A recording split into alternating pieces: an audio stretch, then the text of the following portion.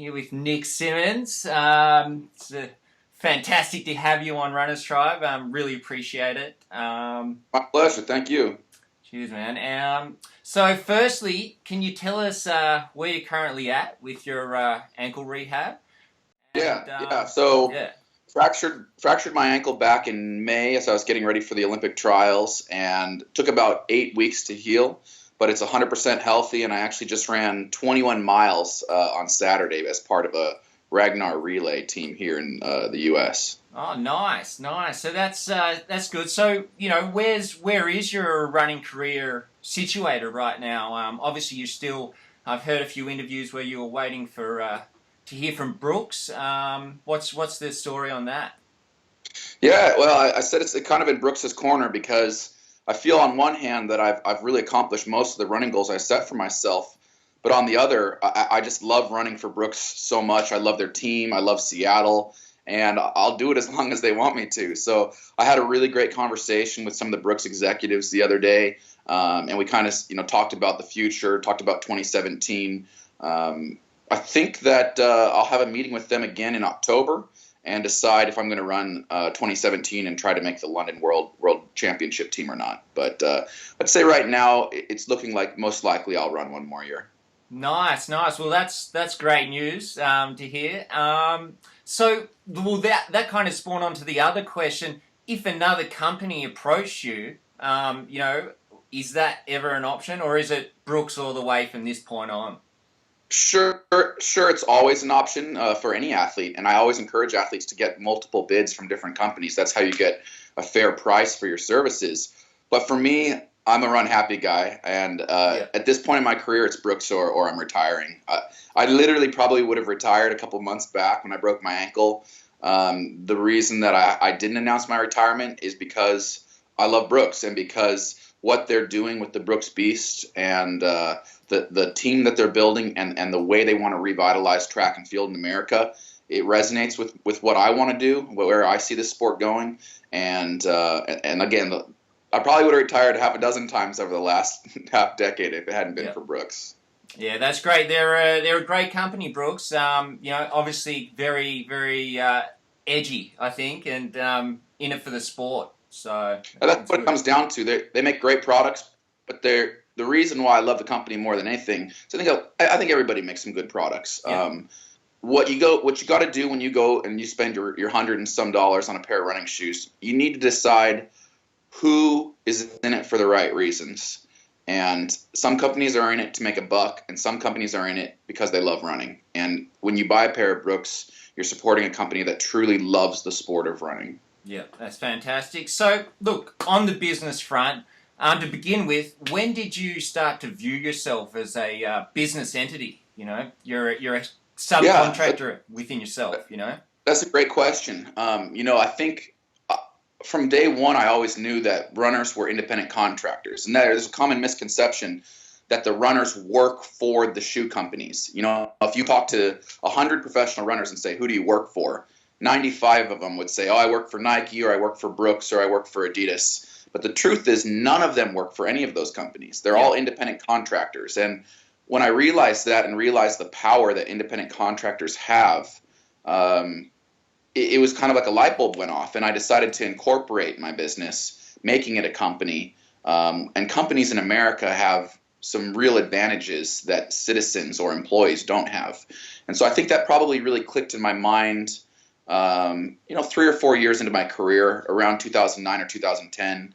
And I shortly after that incorporated in my business. I think I incorporated it in 2009, and have really tried to operate my running career as a business ever since.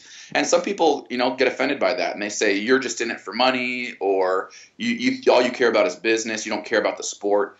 And I would argue that because I look at it as a business, because I operate it as a CEO or as someone who understands marketing, that I care about it more. That I want to make sure that I connect with fans. That I want to make sure I give meet directors a great ROI. That I give my sponsors a great ROI.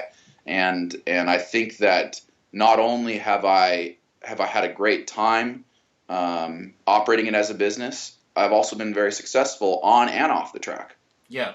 Yeah, obviously that's fantastic. You're paving the way for athletes in the future, hopefully to monetize the fantastic things they do. And like you've spoken about, other sport models like the NBA, 50-50 in sharing between athletes. The IOC isn't currently, even close to doing that. Um, No. what are your thoughts? Is this going to be changed by the next Olympics? Nothing's going to happen overnight. I think it's going to, have to continue to evolve, and society's going to have to become aware of what's happening.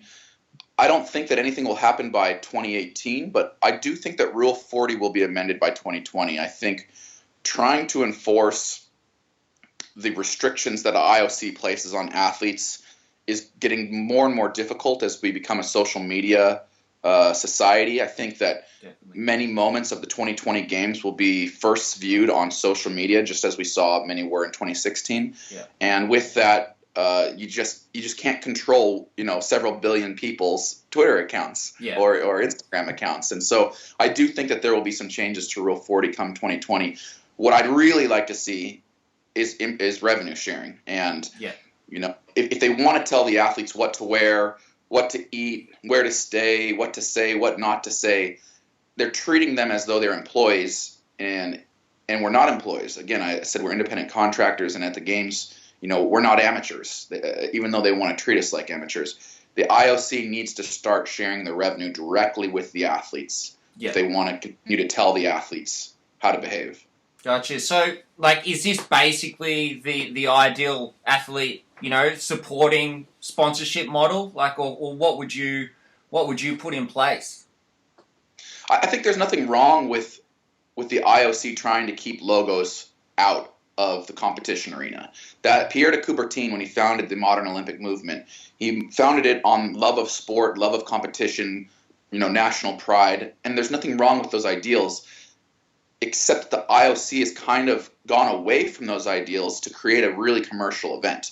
So if the IOC wants to shrug off the amateur status and allow pros to compete and bring all their viewers and turn this into a giant commercial, which is what the Olympic Games is now, then they need to share the revenue. And as it is, $0 gets shared directly with the athletes, whether you're Michael Phelps or some no-name fencer that no one's ever heard of, whether you win 100 gold medals or 0 gold medals, everyone gets paid the exact same from the IOC, $0. And that's not right. There needs to be a revenue sharing model in place.